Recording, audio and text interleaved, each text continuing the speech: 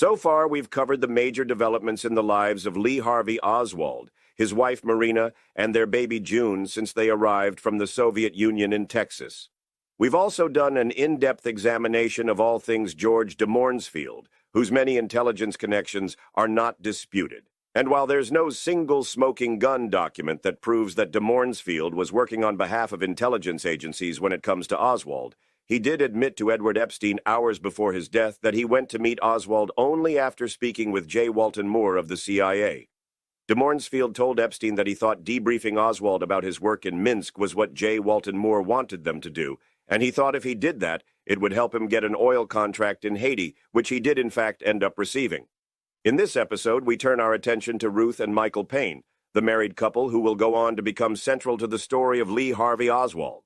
We'll cover the circumstances that led to Marina and June moving in with Ruth, the FBI's reopening of Lee Harvey Oswald's file, and the background and personal connections of Ruth and Michael Payne. On March 2nd, 1963, Lee, Marina, and baby June moved to 214 West Neely Street, which was about a block away from their current apartment on Elsbeth Street.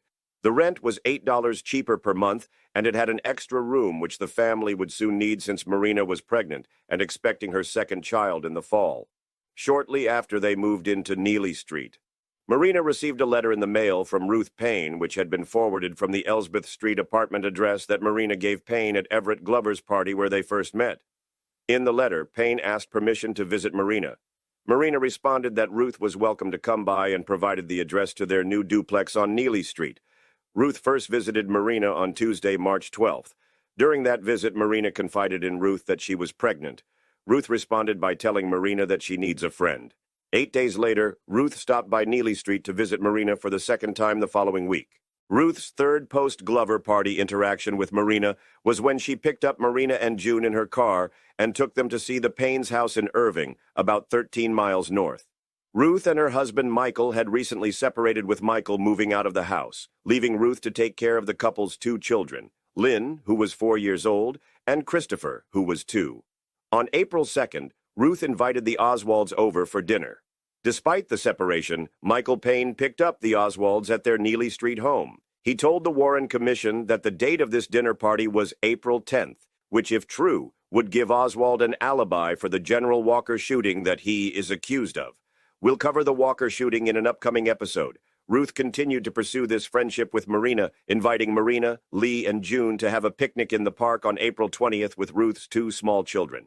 A few days later, on April 23rd, Lee bought a Greyhound ticket to New Orleans for a bus that left the next day. When Ruth Payne dropped by unannounced at Neely Street on April 24th, she noticed that the Oswalds' bags were packed. The plan was for Lee, Marina, and June to all move to New Orleans together while Lee looks for work. Since Ruth was already there and had a car, Lee asked her if she could give the family a ride to the bus station, and she did.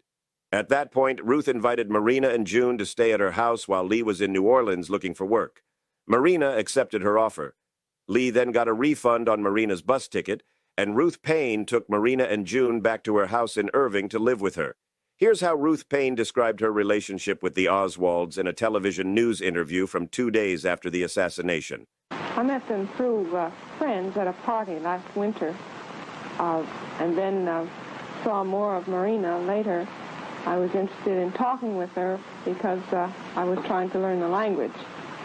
Then later, they had financial difficulties when he lost his work, and eventually led to my inviting her to live with me in Dallas while she was waiting for her baby that was born in October, and to stay on a couple of months with me, just as one woman with another can help when babies are small.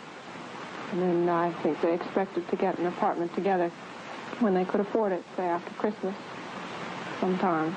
So, after Ruth Payne met Marina and Lee at Everett Glover's party, she had only 5 interactions with Marina. Still, she invited Marina, who Ruth knew was pregnant, and her baby June to come live with Ruth and her 2 small children. Much like George de Mornsfield, one can question Ruth Payne's motives because it seems implausible that she would invite a pregnant, unemployed stranger to live in her small home, where she already had 2 kids living with her, unless she was just a really nice person who was looking out to help others in need. That's possible, but just like the Des Moines field, I wasn't able to find any other documented instances of Ruth or Michael Payne ever having similar charity cases with any other people. We previously discussed how retiring FBI agent John Fain closed the FBI's file on Lee Harvey Oswald on August 30th, 1962.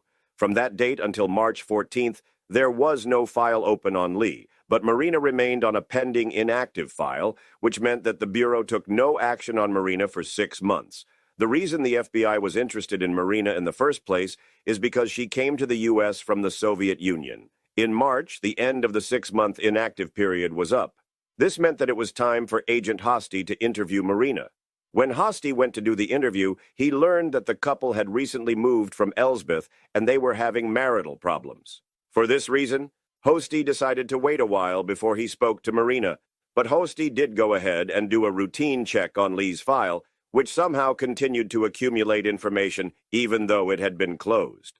When Hosty checked the file, he found that Lee had made contact with the Daily Worker magazine in New York, according to the FBI's New York office. Hosty told the Warren Commission that he decided to go ahead and reopen Lee's file because of this magazine subscription. So the FBI reopened Lee Harvey Oswald's file for the thought crime of subscribing to a particular magazine. This is important because with the file reopened, the FBI would continually monitor and be aware of Oswald's activities from mid-March 1963 up through the day of the assassination, November 22nd. There are dozens of FBI reports on Oswald during this window of time, which shows that the FBI was serious about keeping up with Oswald. The implication of this revelation that Oswald was actively being watched in the lead-up to November 22nd means that either the FBI was grossly negligent in failing to stop Oswald from killing President Kennedy, or the FBI could have been monitoring Oswald as a potential informant. In April of 1963, about a month after Lee's FBI file had been reopened, Oswald wrote an undated letter to the Fair Play for Cuba Committee headquarters in New York. His letter requested that they send him more pamphlets to his P.O. Box 2915 because he had already handed out all the ones that they gave him. Fair Play for Cuba, or FPCC, was a pro-Castro organization that advocated for American non-intervention in Cuba. Basically, it was a pro-Cuban anti-war group. The only way that we know about Oswald sending this letter to the FPCC is because FBI informant T2, who we later learned was Postal Inspector Harry Holmes, was reading Oswald's outgoing mail. Holmes is the one who told Agent Hosty about Oswald's FPCC letter. The way that Holmes was monitoring Oswald's mail raises the question of how could Harry Holmes not know about Oswald receiving a rifle in the mail just a few weeks earlier if he's monitoring all of Oswald's outgoing mail? One of the hardest parts of analyzing the JFK assassination is being able to sort through real connections that may be relevant to the case versus interesting coincidences that aren't really a big deal when it comes to Ruth and Michael Payne. There are many of these ties and connections that could just be incidental, or when you put them all together, they could also be seen as not just random, but part of a larger plot. The question for us is whether these connections can shed light on the motives of Ruth and Michael Payne. According to a declassified CIA memo, Ruth's father, William Avery Hyde, was under consideration for covert use by the CIA in Vietnam in 1957. But Hyde wasn't actually used by the agency. He had previously worked for the Office of Strategic Services during World War II, which was the predecessor to the CIA.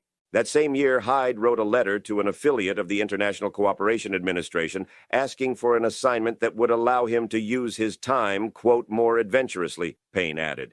Quote, and if your international contacts tell you of any opportunities abroad that could use a man who has been long immersed in insurance and consumer cooperation, I would be interested in hearing of them. Previously, we discussed George de Mornsfield's work for the ICA. Technically, William Hyde's work was with the Cooperative League of the U.S., which was an affiliate of the ICA, while de Mornsfield worked directly for the ICA. But both of them were working for the ICA in 1957. The fact that de Mornsfield and Ruth Payne's dad were both involved with the ICA at the same time doesn't prove that they actually knew one another. But then we also have the House Select Committee on Assassinations testimony of Joseph Dreyer, who worked with de Mornsfield in Haiti. When Dreyer was shown names of potential associates of de Mornsfield by the HSCA and asked which ones he recalled de Mornsfield interacting with, Dreyer selected only William Avery Hyde and one other person from the list. So according to Joseph Dreyer, Ruth Paine's father did know George de Mornsfield. And that would make sense because in 1962 and 1963, William Hyde was working for the Agency for International Development, which in the 60s and 70s maintained a close working relationship with the CIA and CIA. Officers often operated under USAID cover. In fact, the former director of USAID, John Gillian, said, quote, "At one time, many AID field offices were infiltrated from top to bottom with CIA." In the Clay Shaw trial, Ruth Paine testified that her dad worked for Nationwide Insurance in Columbus, Ohio, but he was sometimes on loan to the International Cooperation Administration, and after that to USAID. So that's Ruth Paine's dad. Her brother-in-law, John Hoke, also worked for the sometimes CIA-connected USAID, but maybe even more significant than that is a 1993 declassified CIA security document establishes conclusively that Ruth's sister, Sylvia Hyde Hoke, was employed directly by the Central Intelligence Agency for many years, including before and after the assassination of President Kennedy. So, when it comes to Ruth Paine, she has a father who worked with OSS, the CIA's predecessor, who was considered by the CIA for a covert role, who personally knew George de Mornsfield, according to Joseph Dreyer, and who then went on to work for USAID, which sometimes served as a CIA cover. Her sister was employed by the CIA, and her sister's husband worked with her dad at USAID. What about Michael Paine? Does he have any ties that could potentially raise questions? Maybe a few. Michael Paine is a descendant of Robert Treat Paine, one of the signers of the Declaration of Independence. His mother, Ruth Forbes, was from the Boston Brom and Forbes family. At the time he met Oswald, Michael Paine was working for Bell Helicopter in Fort Worth. Not only did Michael work there, he had a high-level security clearance, partially because his stepfather, Arthur Young, was the inventor of the Bell Helicopter. Now, Bell Helicopter would go on to become a huge enterprise after the Huey helicopter was heavily used by the American military during the Vietnam War. But perhaps more important than any of those links is Michael Paine's mom's best friend, Mary Bancroft, whose affiliations are sure to get your attention. Mary Bancroft was an officer in the OSS during World War II, just like Ruth Paine's dad. During that time, Bancroft began an affair with Allen Dulles, who was looking for spy recruits in Europe, according to Bancroft's obituary in the New York Times. During their second meeting, Allen Dulles said to her, quote, "It should work out very well. We can let the work cover the romance, and the romance cover the work." The remark might have seemed startling, considering that the subject of romance had not been mentioned, but Mr. Dulles was as perceptive as his recruit. The logic appealed to her, and so did he. The New York Times concludes Dulles and Bancroft continued to stay in touch after World War II. It's a close call as to who has more intelligence connections between Michael and Ruth Paine. Michael's status as a high-level military industry contractor whose close family friend had indisputable ties to the very top of the CIA probably gives him a slight edge. Either way, with all of these uncanny links, you can see why people jump to the conclusion that Ruth and Michael Paine were both some sort of assets of the CIA. We have to remember that the mere connection to these people doesn't prove anything other than that they knew one another. It may prove opportunity, but not means or motive. So what else do we know about the backgrounds of Ruth and Michael Paine? There's an FBI report from Frederick Osborne Jr. and his wife Nancy, where they basically serve as character witnesses for the Paines. They talk about how the Paines are good people. It turns out that Osborne's father was a close associate of Allen Dulles. They graduated from Princeton together and co-founded Crusade for Freedom, which was similar to Radio Free Europe and ultimately merged with it. There are numerous letters in Frederick Osborne Sr.'s files at Princeton to and from Allen Dulles. But maybe it's just a strange coincidence that the Paine's character witness knows Allen Dulles and Michael Paine's mother's best friend was his mistress. On October 23, 1964, about a month after the Warren Report was released, FBI Director J. Edgar Hoover wrote a letter to Warren Commission Counsel J. Lee Rankin, urging him to not release FBI memos and reports related to Michael or Ruth Paine or George or Jean de Mornsfield because, quote, "making the contents of those documents available to the public could cause serious repercussions to the Commission." A few years after the assassination, during the trial of Clay Shaw, New Orleans District Attorney Jim Garrison tried to subpoena the tax returns of Ruth and Michael Payne, but Garrison wasn't successful in obtaining their tax returns when he tried to get them. He was denied access because he was told that Ruth and Michael Payne's tax returns were classified.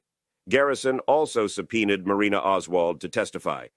Marina was asked whether she still saw Ruth Payne now that it had been several years since the assassination. Marina responded that she was advised by the Secret Service to avoid Ruth Payne because Ruth Payne is affiliated with the CIA. There's one more piece of background information to consider. Roy Frankhauser claimed that he worked as an undercover agent. He told the HSCA that he had met Michael and Ruth Payne in 1960 when he infiltrated the Socialist Workers' Party. Frankhauser said that he, Ruth, and Michael Payne were all undercover agents. Now this sounds like a slam dunk to tie it all together and establish that Ruth and Michael Payne were undercover assets, but it turns out that Roy Frankhauser is an extremely questionable witness. Before he testified to the HSCA, Frankhauser was the Grand Dragon of the Pennsylvania Ku Klux Klan. He told the HSCA that he was infiltrating the Socialist Workers' Party on behalf of the governor of Mississippi. He also claimed that Ruth and Michael Payne tried to recruit him to a paramilitary leftist organization that wanted to assassinate Birmingham, Alabama Police Chief Bull Connor and President Dwight Eisenhower. Now, I went down the Roy Frankhauser rabbit hole to try to find any corroborating facts or witnesses, and while he may be saying some things that could end up being true, I don't believe anything Roy Frankhauser is saying about working with the Paynes for such an iffy witness. We need to see some level of independent corroboration, and with Frankhauser there is none still, even if we completely throw out Frankhauser's HSCA testimony, which is what we should do, in my opinion. The associations of Ruth Payne with intelligence agencies through her dad, her sister, and her brother-in-law, combined with Michael Payne's high-security clearance at Bell Helicopter and his mom's best friend's connection to Allen Dulles, plus this memo from J. Edgar Hoover and the classified tax returns, means that we have to consider the possibility that the Paynes were not just your average suburban couple. I think that they are far from that. Normal, everyday suburban married couples just don't have all of these strange connections to the underbelly of the intelligence community. Are they deep state assets? Probably so. Were they part of a much larger orchestrated effort to assassinate President Kennedy? I believe the evidence we've seen says yes to that question. Michael Payne has passed away, but Ruth Payne is still alive and living in Northern California somewhere. The entirety of the roles they played in all of this will probably never be fully understood, but they certainly did play a role in all of it. So, this concludes our in-depth look into Ruth and Michael Payne and their relationship with both Lee Harvey Oswald and his wife, Marina Oswald. We will next be looking into Lee's time spent in New Orleans, and the Paynes play a part in that period as well, so they'll be popping up again as we go along. I would like to thank all of you for coming along with us on this trek into this topic thus far, and we would ask that you hit the like button if you like our content. This helps us out a great deal. And hit that subscribe button if you haven't already done so. All right then, we're heading out of here for now, and remember to stay happy and remain curious.